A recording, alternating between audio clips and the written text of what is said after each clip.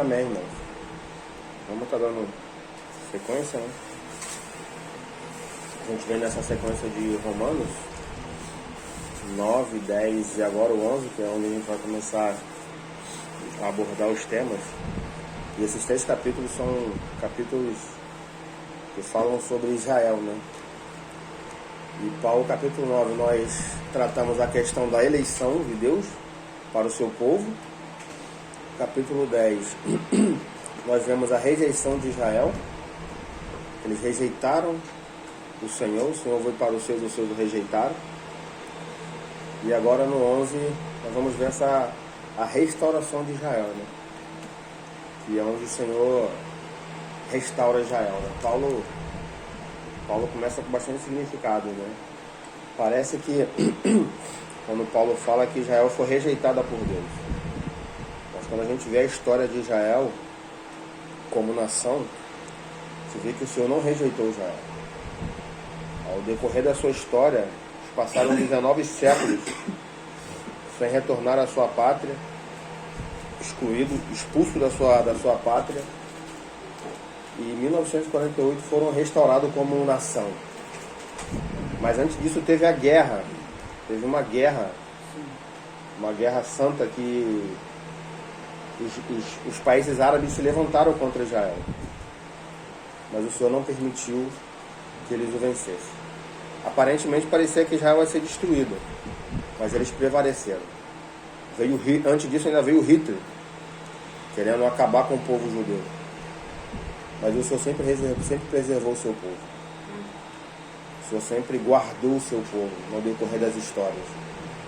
Muitos se levantaram, muitas perseguições aconteceram. Lembro que na história, quando houve a peste negra na Espanha, na Europa, atribuíram isso aos judeus, e eles foram perseguidos novamente. Mas em todas essas situações o Senhor sempre poupou o seu povo, o Senhor sempre os guardou. Então Paulo está mostrando aqui que o Senhor não rejeitou. A rejeição de Israel não é uma rejeição eterna, por um período, por um tempo. Então Paulo começa a... a gente vai entrar, eu vou ler até o capítulo... Hoje, esse capítulo é bem extenso, a gente não vai conseguir extrair o que a gente entende hoje. Então eu separei esse capítulo em dois temas, do 1 ao 15 e do 15 até o 36. Então vamos ler do 1 ao 15. Romanos 11. Vamos ler do 1 ao 15.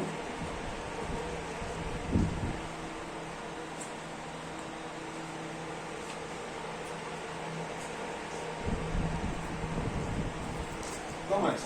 Não, pode estar, tem até para... Tem vários aqui.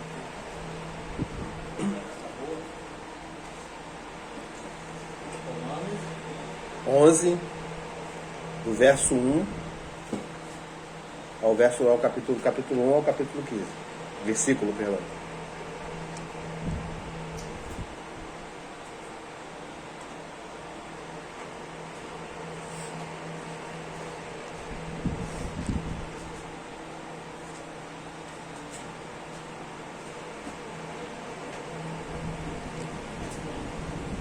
Então vamos lá. Digo, pois, rejeitou Deus a seu povo?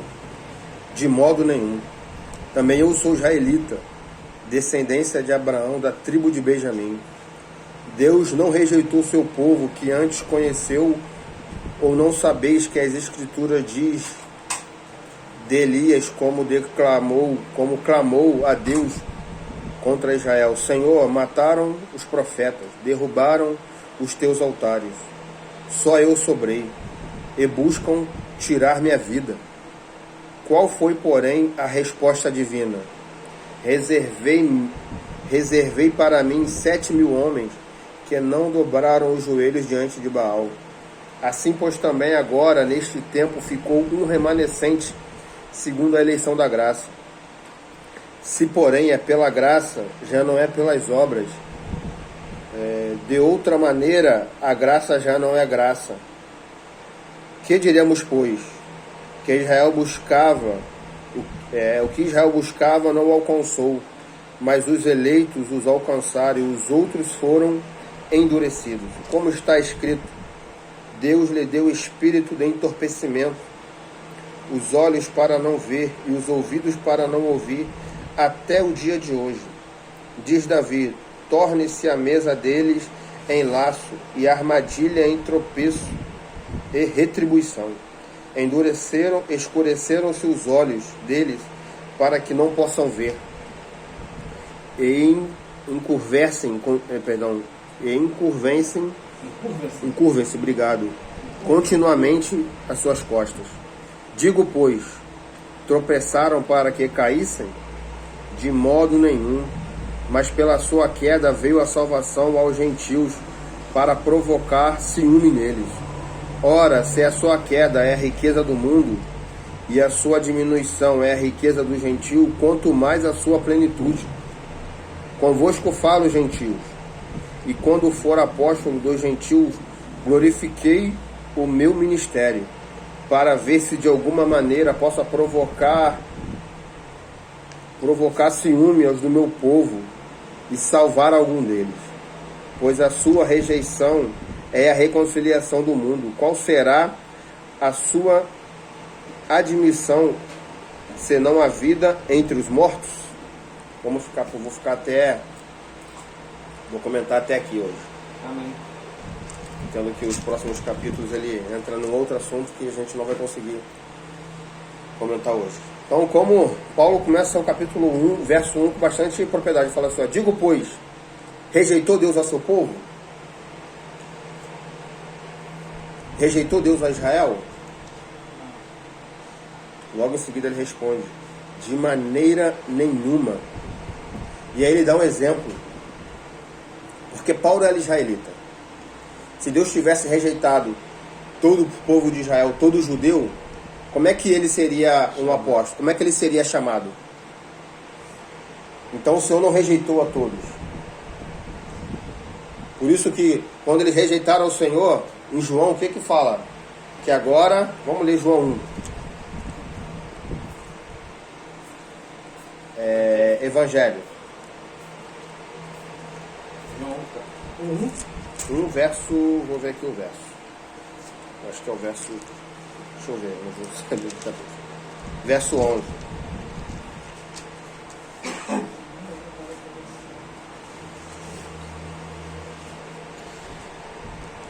Leu 11 e o verso 12. Fala assim, ó. Veio para os que era seu, mas os seus não receberam.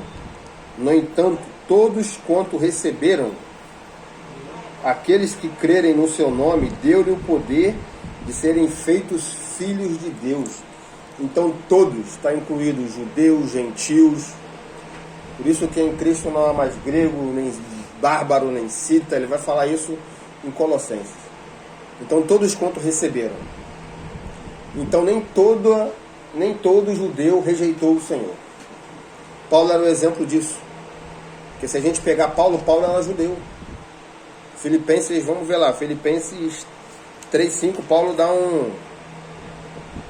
uma breve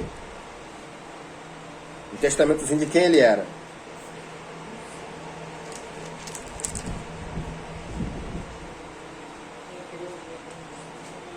Olha só quem Paulo era. Por isso que Paulo se colocou como exemplo. Porque se o Senhor rejeitou o seu povo...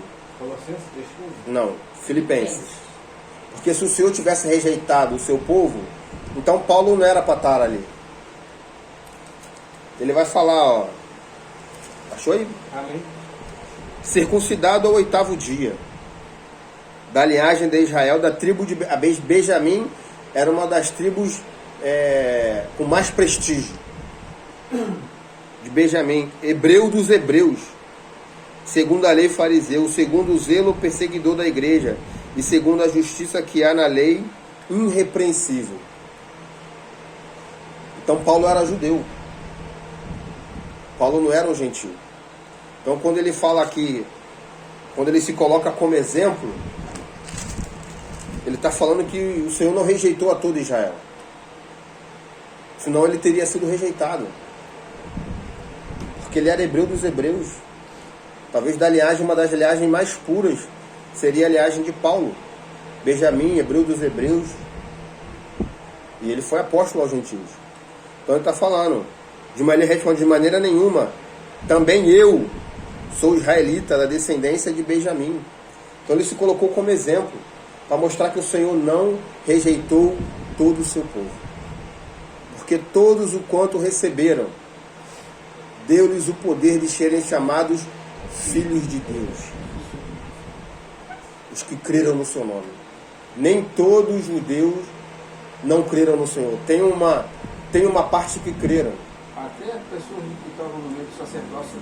Sim, então nem todos rejeitaram o Senhor. O Senhor veio para todos. O Senhor veio para os seus, mas os seus o rejeitaram. Mas todos quanto o receberam. Então tiveram aqueles que receberam o Senhor. Amém.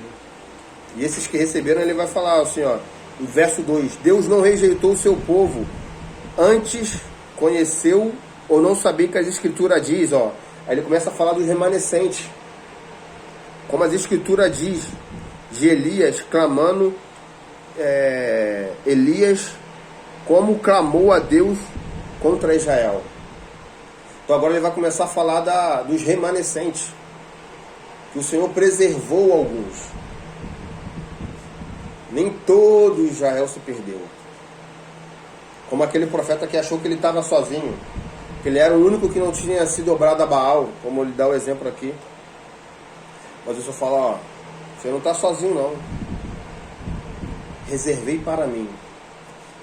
Em toda a história da igreja, em toda a história da humanidade, em toda a história do povo de Deus, o Senhor sempre vai contar com os remanescentes. O Senhor sempre vai preservar um povo. O Senhor está preservando, aqui o Senhor preservou 7.000 homens. Na história da Inquisição, quando a igreja era perseguida, nós temos o exemplo dos anabatistas, que eram os remanescentes daquela época. Hoje, no tempo da apostasia, o Senhor também tem os seus remanescentes.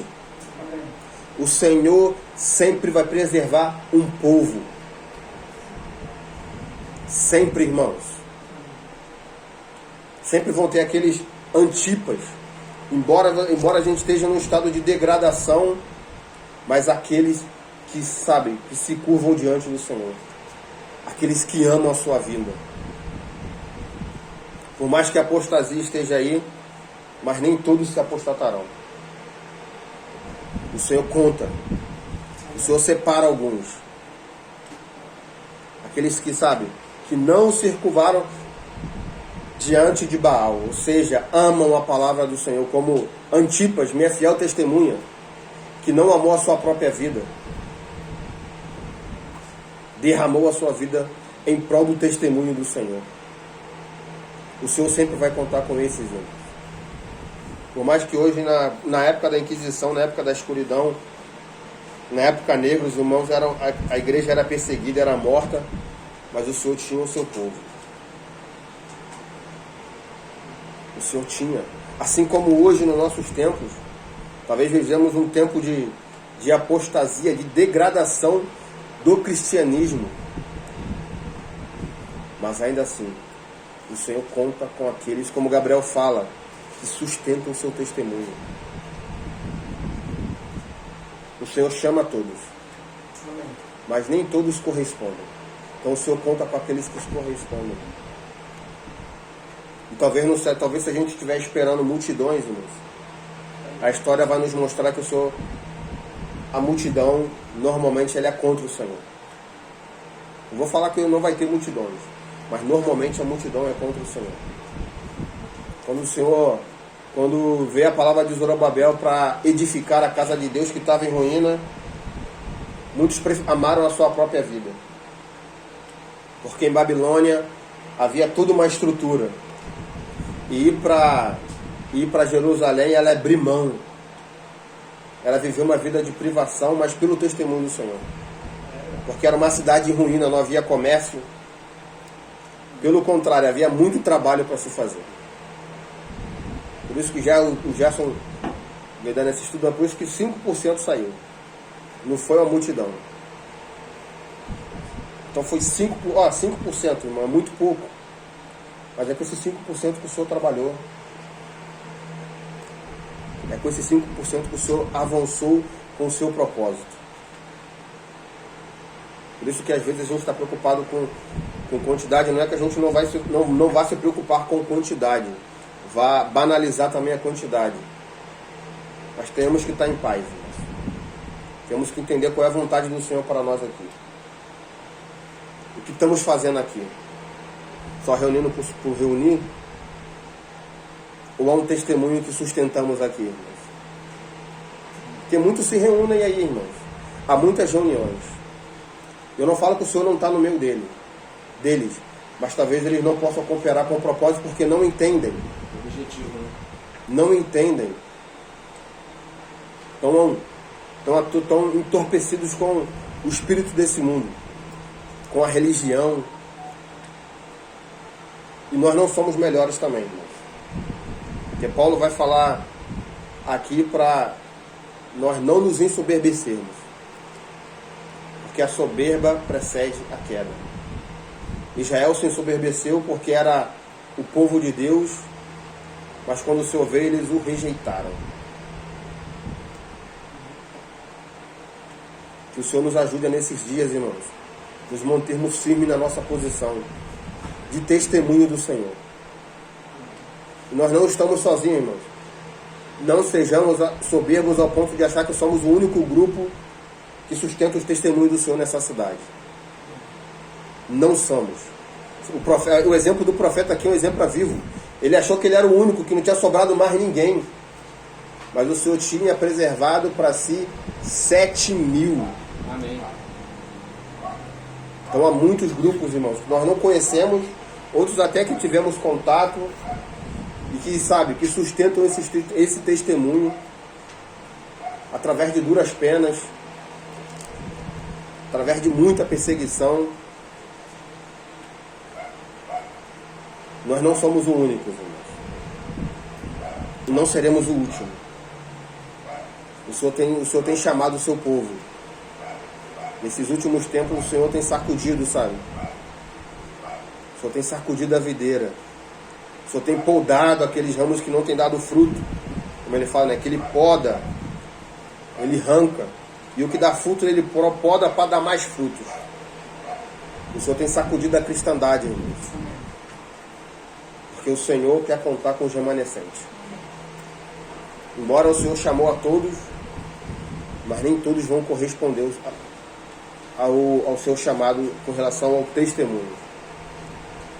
Porque para corresponder a esse testemunho é abrir mão de muita coisa, irmãos. Não é só reunir aqui às terças, aos domingos, às quarta-feiras lá no Dudu. É uma vida. É uma vida. As nossas reuniões é a expressão dessa vida.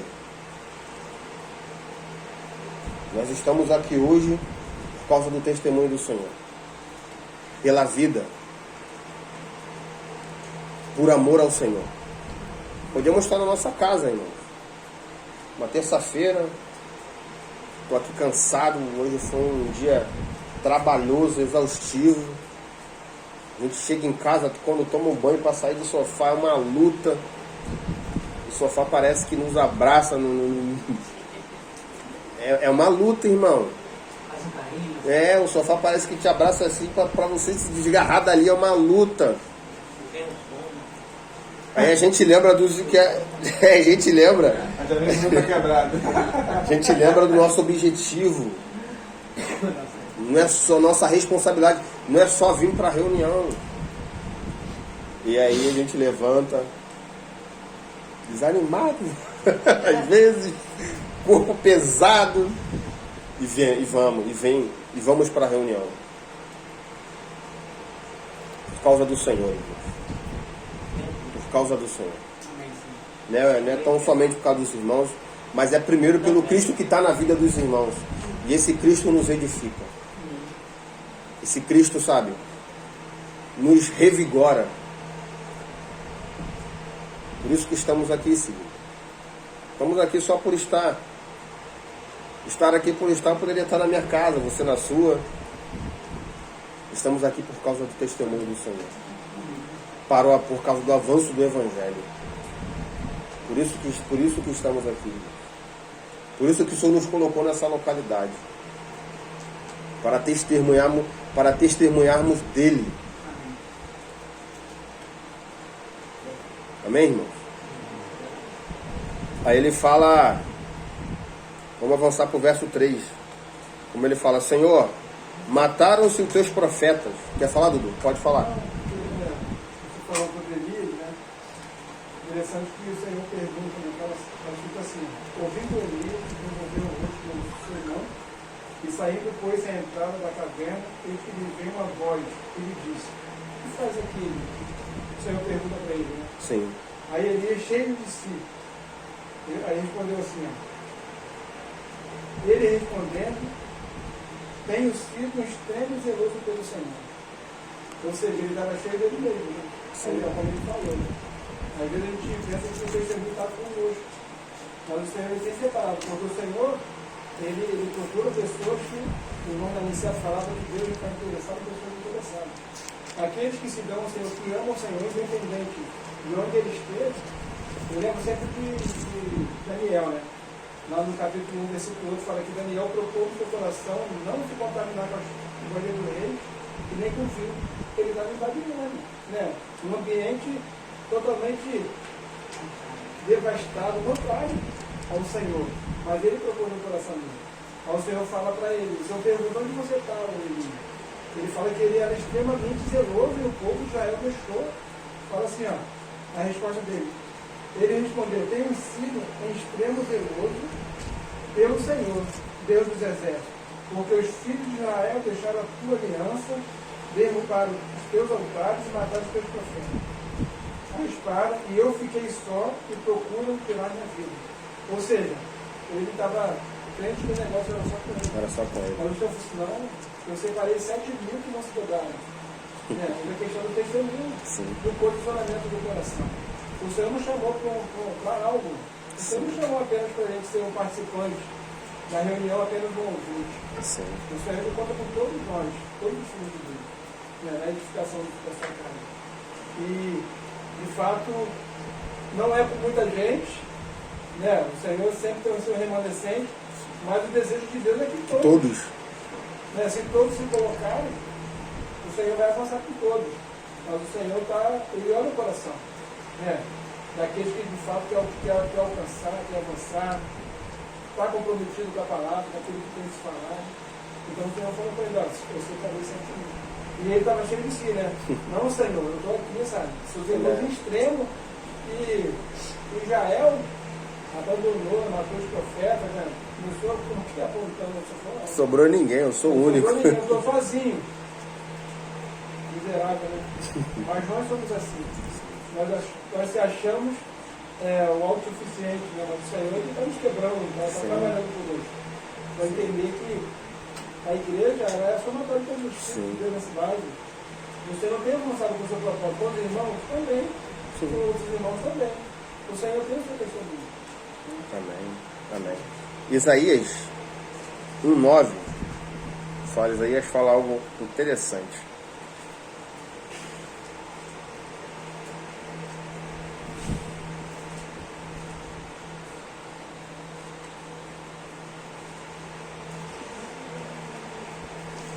Quando a gente fala da minoria, a gente vê esse exemplo em Filadélfia, né?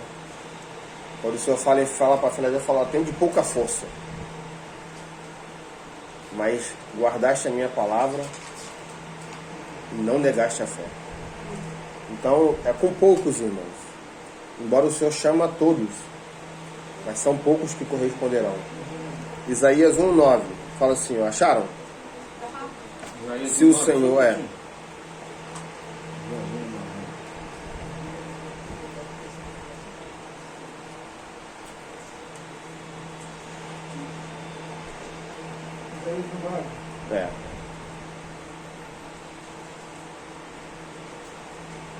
Amém. Fala assim, se o Senhor dos Exércitos não nos tivesse deixado algum remanescente, já seríamos, olha o exemplo que ele dá, como Sodoma e a semelhança de Gomorra. Estaria em degradação. É o Senhor que separa os remanescentes para si, irmão.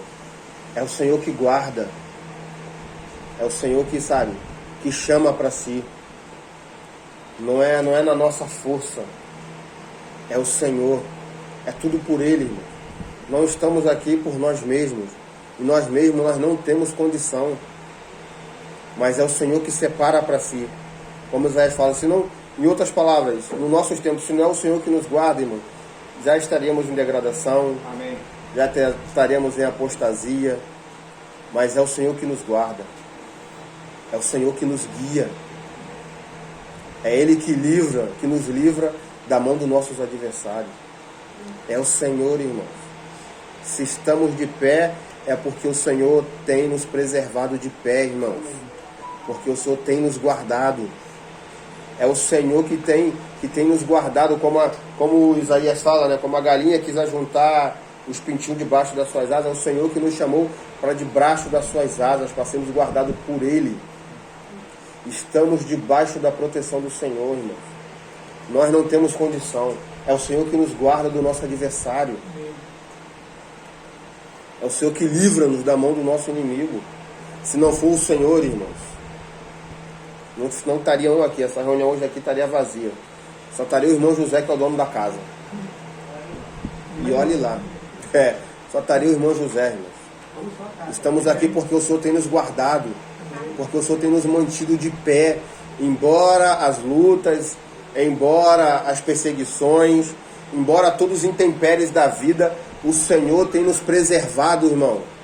O Senhor tem sustentado a nossa fé nele, porque Ele é o autor e é o consumador da nossa fé.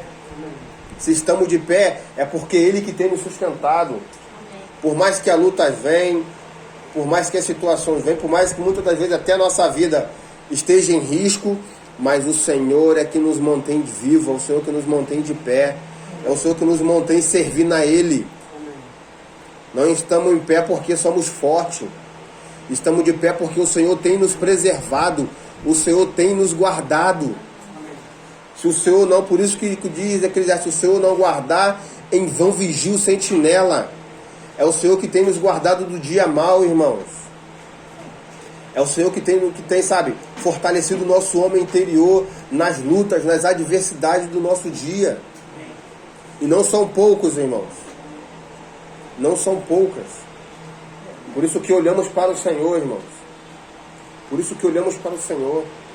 O Senhor sempre tem os seus remanescentes. Por isso que Paulo usou como exemplo. Porque ele é um desses remanescentes. Ele era um desses que creram no Senhor.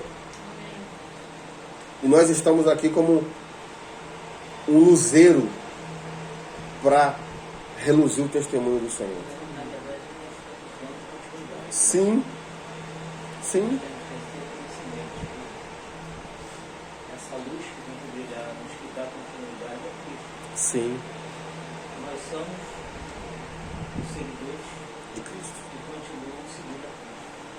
Nada mais que isso. Sim. Então, na verdade, nós vamos dar continuidade àquilo que Paulo creu, nós vamos fazer, né? Então, isso é o que a gente tem que ter em mente. Não estamos recebendo nada novo. Sim. Nada novo. Mas é uma realidade, né? Guardando o Senhor, né? Com misericórdia, com todos esses atributos que você está falando, né? Descer o Senhor para que o Senhor cresça e somos abatidos na soberba, porque achar que somos o testemunho do Senhor. O testemunho é uma pessoa que está Uma pessoa coletiva, né? e continua na caminhada, né? Amém. Até o grande dia, né? E um dia essa jornada vai acabar. Sim. Pode acabar até depois, entendeu? Mas um dia ela vai acabar. Então nós somos, como os manter brinca, né? Atos 29. Porque Atos 28 termina ali, mas nós somos o Atos 29 da igreja. Amém. Amém. Bom. Pode falar. Interessante esse essa questão do orgulho, é que Laodiceia era orgulhosa. Sair de Filadélfia para Laodiceia é muito fácil. O orgulho era caracterizado. A linha que divide Laodiceia de Filadélfia é o orgulho. Filadélfia, entra o orgulho em Filadélfia, eles caem na Laodiceia. O senhor sai, né? Fora. Eles acham que estão cheios, né? O orgulho espiritual. Não, é o orgulho espiritual. O orgulho é uma debilidade que é muito difícil de quem está nela perceber. É difícil você olhar assim e falar, caramba, eu estou no orgulho. Você entra nele e você não percebe. O pessoal de Éfeso, eles entraram nisso, porque eles eram muito ricos. Tinha muita palavra, tiveram muita palavra, podiam provar os apóstolos, e daqui a pouco já estava em fábulas, em genealogia, começaram a se perder com muito conhecimento, e o amor esfriou, porque ficaram em torno do conhecimento. Eu falei, olha, lembra onde vocês caíram, e nem perceberam que caíram. Por causa do muito que conhecia, né? E o senhor Paulo fala isso, né? Por causa da excelência das visões, teve que entrar um espinho na carne. Engraçado que o conhecimento ele é bem-vindo. A gente fala de conhecimento. Sim. Mas parece que não é só um conhecimento, é experimental. O coital que chama. Não é uma faculdade, não é uma teologia. É conhecimento experimental, né? Tem outro lado, que é o conhecimento da vida do Senhor, do testemunho do Senhor. Alguém falava do conhecimento roidar, né? Tem um outro conhecimento que eu estou lembrando agora. Mas o roidar é o experimental. Quando João fala, né, que ele ouvia, ele conhecia o Senhor, eu ouvi falar, mas agora não sabe o que ver. Porque ele passou a conhecer o Senhor de forma experimental. Quando você falou a questão da continuidade, eu lembrei, né? Sim. Eu estou vendo um livro de Patrimônio sobre aquele que você mandou o Evangelho de Deus, né? Aí ele fala assim, porque aí ele fala salvação. Né? Aí ele fala assim, mas por que eu tenho que desenvolver a nossa salvação por dentro? Se de fato Deus já nos deu a salvação por completo, né? Agora, a gente está no processo da santificação. Aí ele explica que esse desenvolvimento é expor para fora. Para você colocar para fora aquilo que já foi feito. Entende? Senão você fica falando, então, está na minha mão esse negócio de desenvolver. Não, o Senhor de fato já fez tudo. Porque agora ele está trabalhando em nós, está aplicando nós estamos sendo santificados. Aí ele fala que esse desenvolvimento é você expor para fora. Nós fomos chamados, nós fomos chamados para um propósito. Por isso que Paulo fala que ele era um vaso de barro, mas que ele continha o tesouro. Agora esse tesouro que você não faz. Aí ele falou continuidade, porque de fato nós já temos. Nós precisamos expor para fora, né? Não fechar a obra de Deus. Verso 5. Eu falo assim, 11 verso 5. Então, capítulo 11. Romanos, perdão. Romanos. Esse que é só da viagem.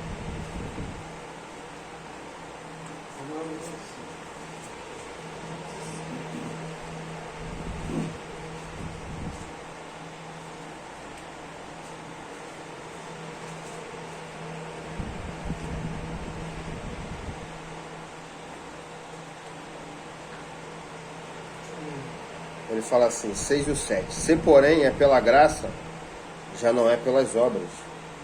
Ou de outra maneira, a graça já não é graça. Que diremos, pois?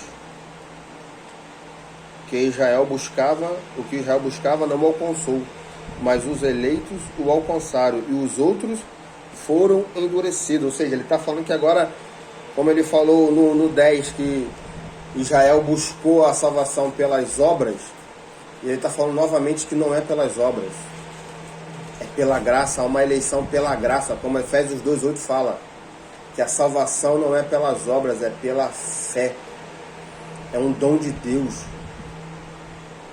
É isso que ele está falando agora. E o 7, ele deixa claro, ele deixa aqui subentendido que tem aqueles que creram e os outros que não creram foram endurecidos.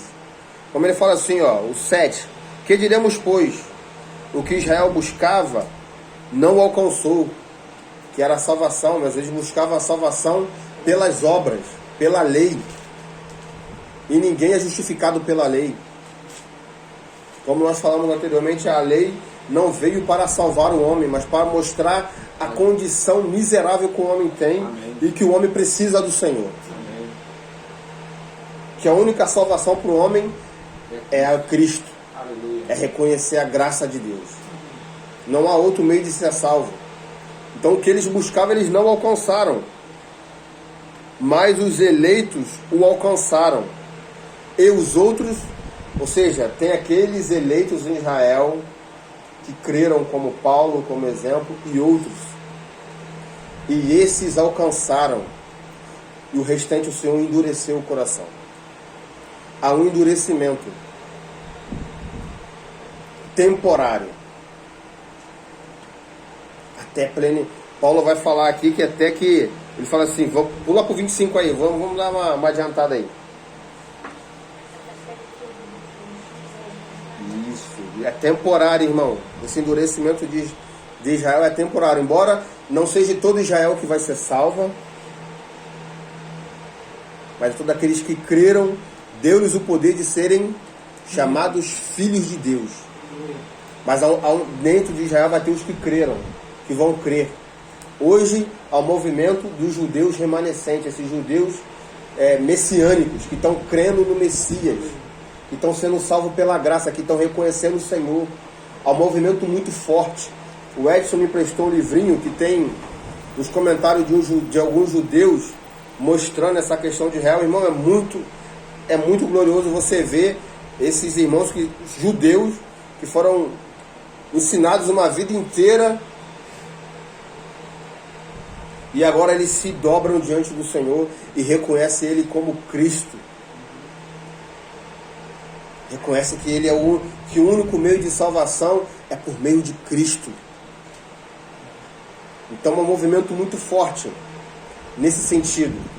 Por isso que nem toda Israel há um endurecimento em parte.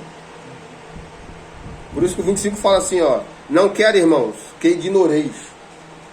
Ó, este segredo, alguma palavra fala mistério. Há um mistério, irmãos. Há um mistério. Ignoreis esse mistério para que não se tornem presunçosos. Presunção. Se tornem presunçosos. Que o endurecimento, ó, veio em parte a Israel. Até que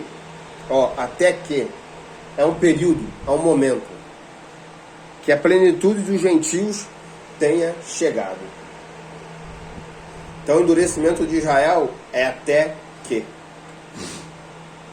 o Senhor não rejeitou o seu povo para sempre.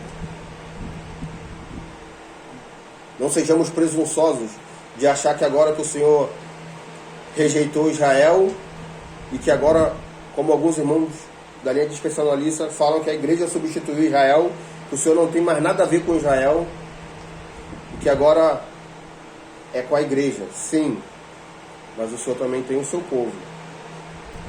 As suas promessas Ele vai cumprir, irmãos. Tudo que Ele prometeu ao seu povo Ele vai cumprir, porque Ele não é homem para que minta. Tudo que Ele prometeu Ele vai cumprir. As promessas dele para Israel, para Abraão, não tinha nada a ver com a condição de Abraão de ser fiel ou não.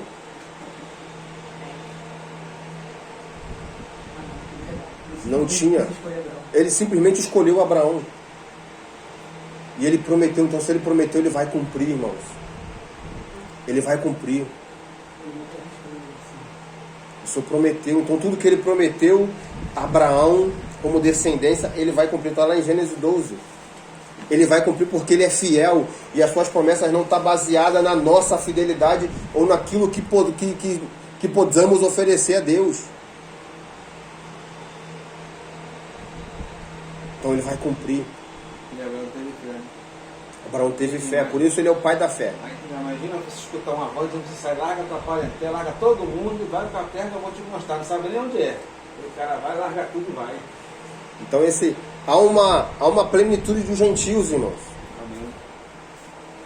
Há uma plenitude dos gentios a ser alcançada. Por isso que pregamos o evangelho a toda criatura. Porque não sabemos quando essa plenitude vai chegar. Só quem sabe é o Senhor. Então anunciamos a toda criatura o evangelho de Deus.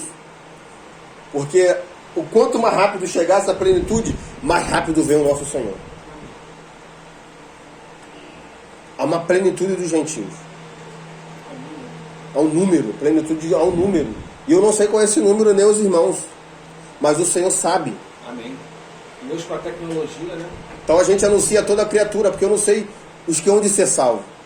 O Senhor prometeu para Abraão que seria como a areia do mar, incontáveis. Mas o Senhor sabe a quantidade daqueles que hão de ser salvos. Qual é o número? Não sei. Então, como eu não sei, eu anuncio o evangelho a toda criatura. Para que esse número seja alcançado cada vez mais. O Senhor tem um número.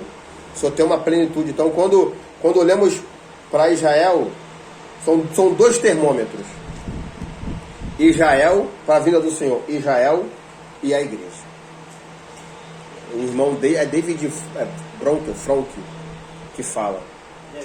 Dever. São dois relógios.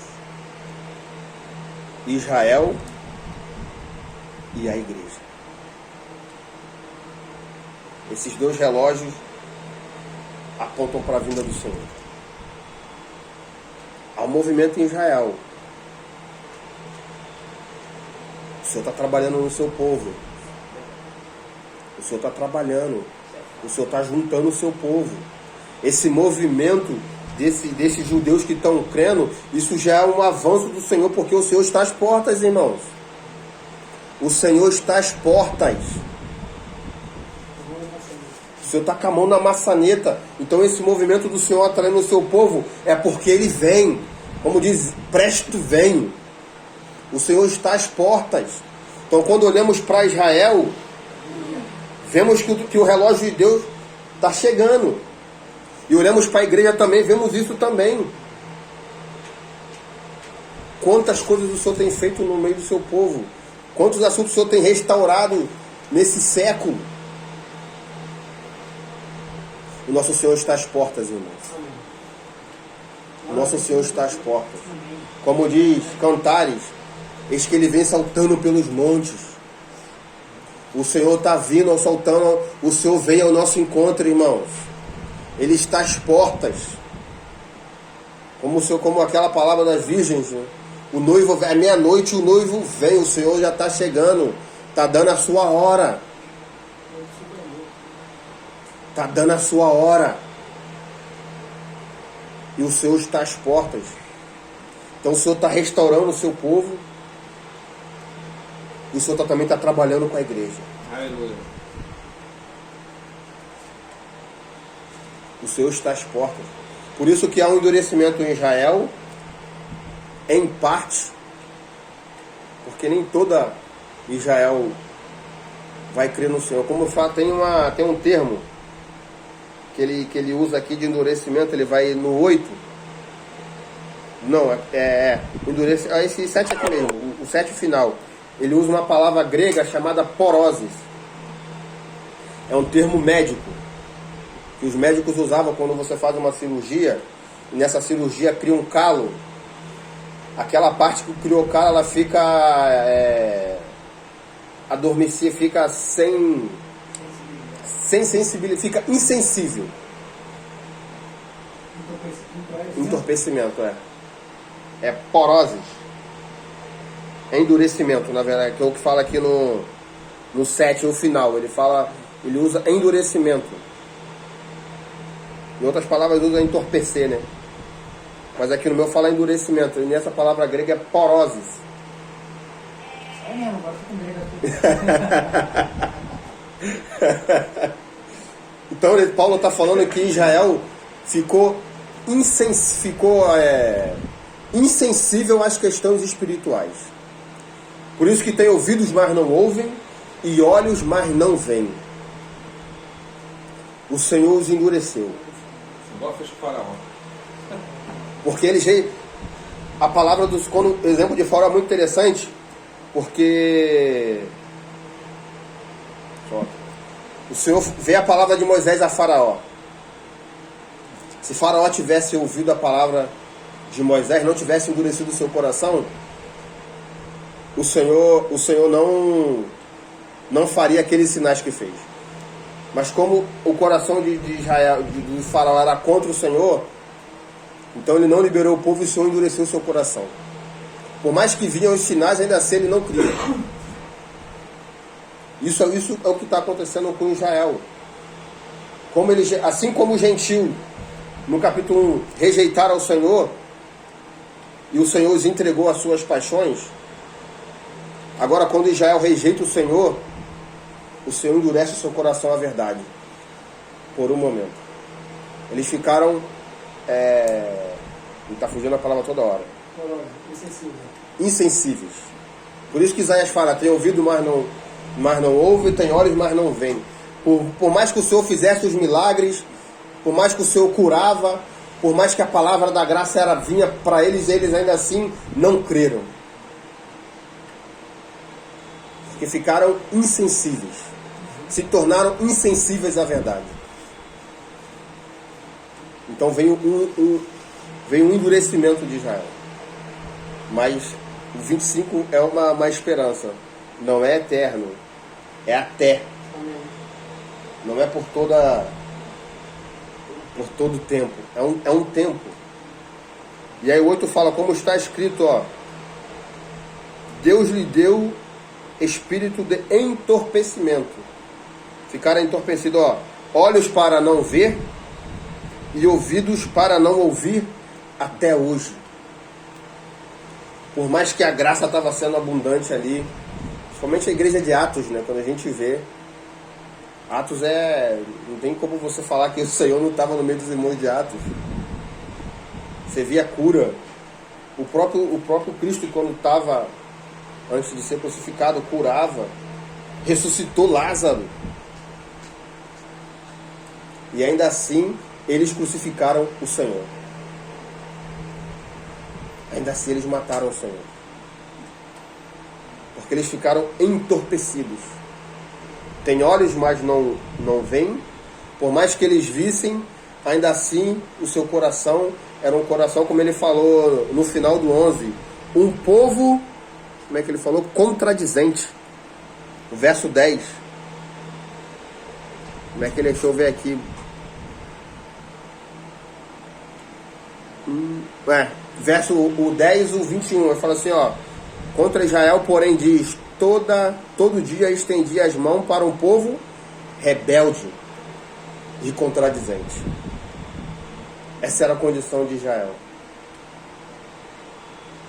Por isso que acontecia os sinais, aconteciam os milagres, havia graça, mas eles não criam. Pode ler.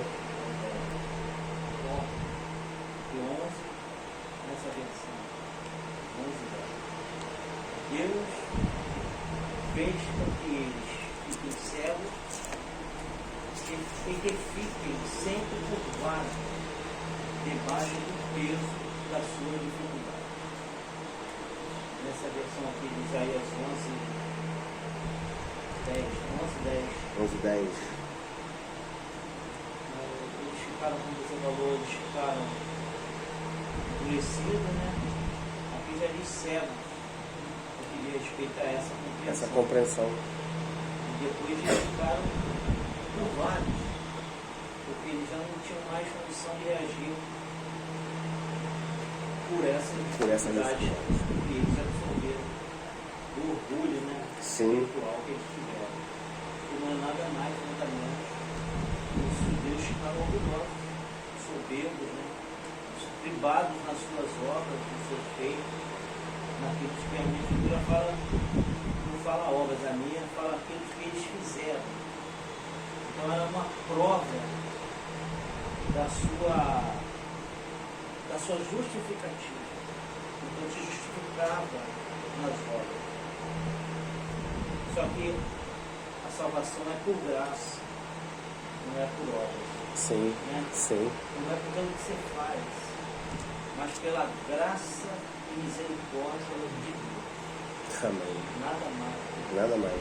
Agora tem outro lado depois. Vamos pular para o verso 11, que o verso 10 ele vai dar continuidade. Vamos pular para o verso 11. Romanos 11. Ele fala assim: digo, pois, tropeçaram para que caíssem? De modo nenhum. Mas pela sua queda veio a salvação do gentio para provocar ciúme neles. Ou seja, a rejeição de Israel, o Senhor abriu um precedente para os gentios. Por isso que ele vai falar: a sua queda veio para a salvação dos gentios, porque até aqui os gentios estavam alheios às promessas. Portanto, que gentio era considerado um povo imundo. Quando a gente vê o exemplo de Pedro, vamos ler lá aquele lençol. Porque quando o Senhor mostra aquele lençol para Pedro, Pedro chamou aqueles animais de imundos. E o Senhor estava abrindo a porta da salvação para os gentios. Porque era assim como os gentios eram vistos pelos judeus. Rejeitados. Como o Senhor vai falar, assim como os cães que comem as migalhas que caem. Isso era o gentio, um cão que comia as migalhas. Eles estavam alheios a isso tudo. Mas quando eles rejeitaram o Senhor, agora o Senhor Abriu brecha. abriu destra para os gentios. Abriu uma destra de salvação. Embora, como Gabriel fala, desde Atos, quando o Senhor fala para a igreja que seria em Samaria, em toda a Judeia, os gentios também estariam incluídos. No 12 o Senhor fala que foi transgressão. Os gentios também estariam incluídos. Assim, quando o Senhor fala em Samaria e até os confins da terra, esses confins da terra, os gentios também estariam incluídos. Porque Israel não estava em toda a terra. Israel não estava em toda a terra, estava no Oriente Médio. E Europa, como Paulo foi, Está numa parte da terra. uma parte da terra, Só falou os confins. os confins da terra. Então, o Senhor já tinha incluído toda a raça humana, todo o povo, tanto judeu como gentio. Então a gente dá glória a Deus pela soberba deles. Se ele não fosse soberbo, ele estava lascado. Não, ainda assim o Senhor chegaria até nós, porque já era da vontade de Deus lá atrás, Na verdade, o Senhor queria salvar a humanidade, através de Israel. Entendeu? Se Israel tivesse reconhecido, Luz das nações. Você explicou da outra vez, não lembro. se Israel tivesse Eles reconhecido, não fizeram isso. Aí o Senhor tem que fazer Eles todo ficaram orgulhosos com. Eles acharam que era o povo. Não. Eles eram os santos, os restantes eram sujos. E essa é só uma ferramenta de Deus para poupar Cristo. vamos ler Atos. Eu queria trabalhar através dele, mas eles não quiseram. Não quiser. Desprezou os outros. Entrou o orgulho e só falou: olha. Tanto que Jesus falou, né, que o reino de Deus seria tirado deles Que seria dado a outro povo. Amém. Não era que produzisse seu fruto, né? Por quê? Porque eles rejeitaram. Atos 10, né? 10, verso 9.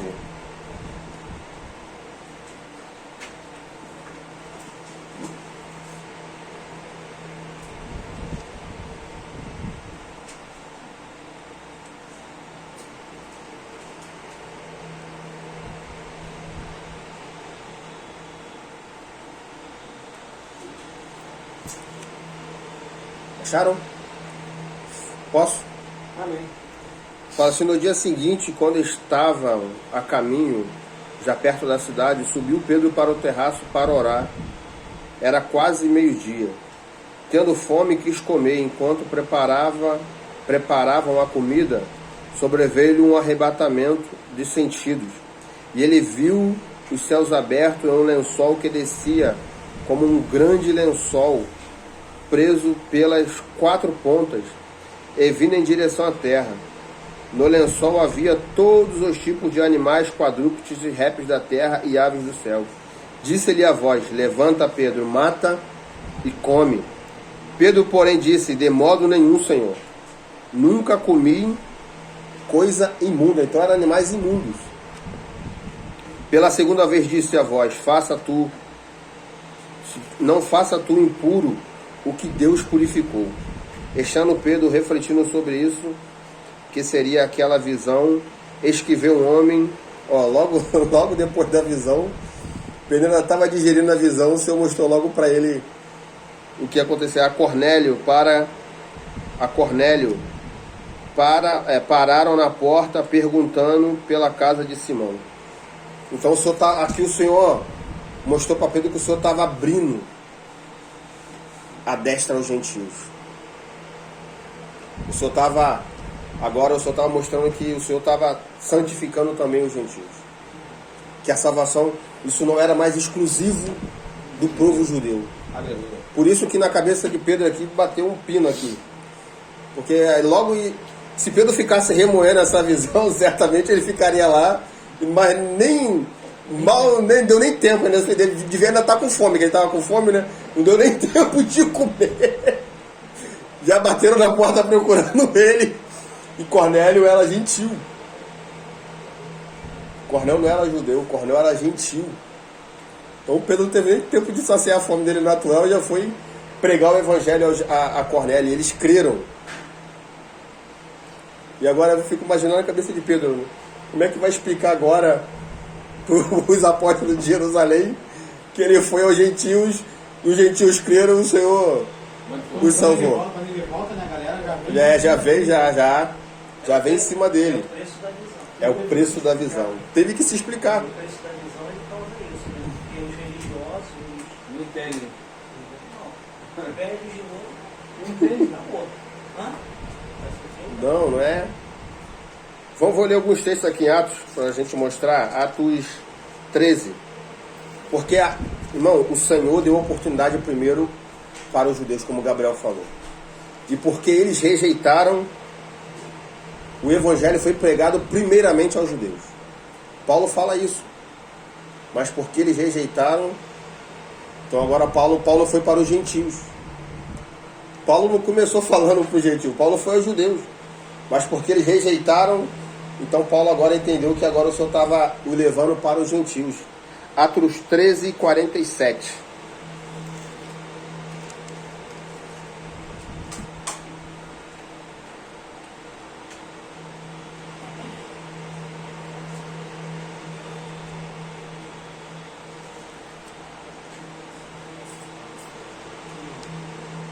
Então Paulo e Barnabé aqui estão pregando, como ele fala no 44, então os judeus, vendo a multidão, encheram-se de inveja e blasfemaram, contradizendo o que Paulo falava. Paulo e Barnabé, porém, ousadamente disseram: era necessário que a vós pregássemos primeiro a palavra de Deus. Visto que a rejeitais e não julgueis dignos da vida eterna, voltaremos para os gentios. Então, porque Israel rejeitou, agora o Senhor foi para os gentios, e os gentios receberam o Senhor.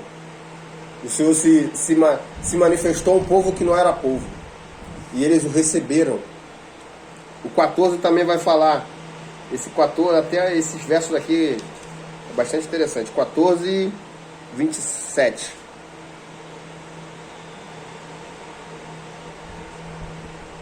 Aqui Paulo já está começando a dar um relatório, como o Gabriel falou, quando começa a dar esse relatório de que o Senhor está fazendo no meio dos gentios, quando chega em Jerusalém, para você falar isso, que ali eram os judeus, os zelosos da lei, agora começa um problema.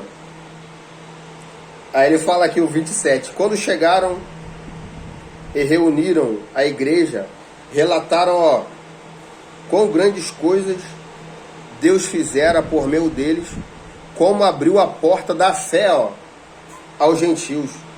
e permaneceram ali por muito tempo com os discípulos. Então Paulo está falando que o Senhor abriu a porta da fé aos judeus, aos gentios, perdão.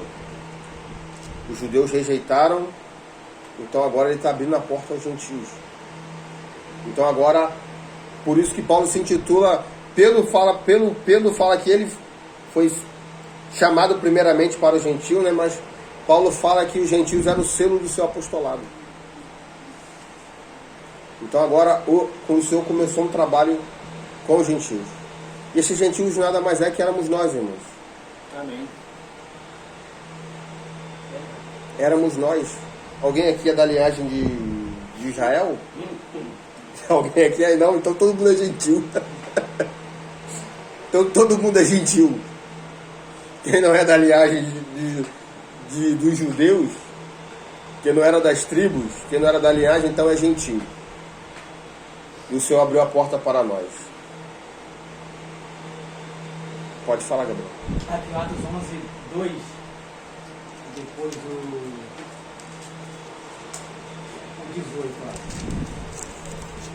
Desde o 1, Atos 11, 1. Chegou ao conhecimento dos apóstolos e dos irmãos que estavam na Judéia, que também os gentios haviam recebido a palavra de Deus. Quando Pedro subiu a Jerusalém, os que eram da circuncisão o arguíram, dizendo: entraste em casa de homens incircuncisos e comeste com eles? Aí Pedro tem que se justificar. Aí aqui no 18 ele fala: e ouvindo ele essas coisas, apaziguaram-se. Ou seja, o negócio ficou quente. Estava pegando fogo. Estava se peitando. E glorificaram a Deus, dizendo: logo também aos gentios foi Deus concedido o arrependimento para Deus. Mas antes disso já tinha um negócio lá no campo. Estava feio para lá do meio. Então, porque essa situação é muito séria, né? Porque até aqui o Senhor está começando agora abrindo uma porta da fé que não se tinha. Estava fechada. E o Senhor abriu a porta da fé aos gentios. Por isso que ele vai falar em João: todos quanto creram, deu-lhes o poder de serem chamados filhos de Deus. Amém. Então agora todo. Por isso que Paulo vai falar lá em Colossenses que não é nem bárbaro, nem cita, nem escravo, nem livre, nem circunciso, nem circunciso, nem grego. Agora é Cristo. Tudo em todos. É por meio de Cristo, irmão. Não tem outro meio. Não tem outro meio. O único meio de ser incluído no corpo de Cristo é reconhecendo a obra redentora de Cristo na cruz.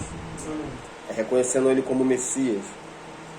Reconhecendo Ele como o enviado de Deus. Não há outro meio. Qualquer outro meio é perdição. Os judeus se perderam porque quiseram arrumar um outro meio de salvação. Não são as boas obras que salvam o homem, irmãos. Não são as boas obras. A única coisa que pode salvar o homem é a graça de Deus, é o Evangelho de Deus. Não há outro caminho. Você pode sabe, fazer benfeitoria. Você pode ajudar necessitado. Você pode ser uma pessoa boa. Se você não crê, como o Gabriel fala, quem não crê já está condenado. Ele nem vai ser, ele já está. É no presente, ele já está condenado. Por isso que precisamos pregar o Evangelho a toda criatura. Nossos pais, parentes, filhos. Porque esse é o seu único meio de salvação, irmão. Quem não crê não vai ser condenado, não, irmão. Ele já está condenado hoje. O único meio do homem se livrar da condenação é crendo. É por meio da fé. Da salvação é por meio da fé. Se não crê, já está condenado. Não tem outro caminho, irmão. Qualquer outro caminho vai levar à condenação. O único caminho que leva à salvação é Cristo. É Cristo. É a perdição. Não há outro caminho. Não há outro caminho. Por isso que vou ficar por aqui. Por isso que o Senhor está mostrando Para Israel isso também serve para nós. Que o único caminho para a salvação é Cristo. Que o Senhor conta com os seus remanescentes. Que em toda a história da igreja, o Senhor sempre contou com os seus remanescentes. Pode falar. Da igreja fala de vencedores. Vencedores, isso. Vencedores. Do povo de Israel são remanescentes. São remanescentes. Da igreja são os vencedores. Isso. Obrigado, Gabriel. O Senhor conta. Estamos passando por um momento de provação para sermos aprovados. Que o Senhor não sabe. Que sejamos como Antipas, né? Essa palavra, o Antipas me chama muita atenção. Porque Antipas estava no meio do meio da sinagoga de Satanás. Né? O ambiente de Antipas não era um ambiente bom, não. Era um ambiente hostil. Mas Antipas era a minha fiel testemunha. Antipas é contra tudo aquilo que não é de Cristo. Isso é Antipas. Que sejamos contra tudo aquilo que não vem do Senhor. Que vejamos rejeitar toda apostasia, todo espírito do mundo. Porque esse é um espírito que tenta nos atrair a todo instante. Porque nós estamos aqui no mundo. E se nós não tomarmos cuidado, vamos ter os nossos sentidos entorpecidos. Mas que o Senhor nos ajude na nossa caminhada, sabe? Que o Senhor, sabe, nos conduza. Que o Senhor nos mantém firme nele mesmo. Amém, irmãos?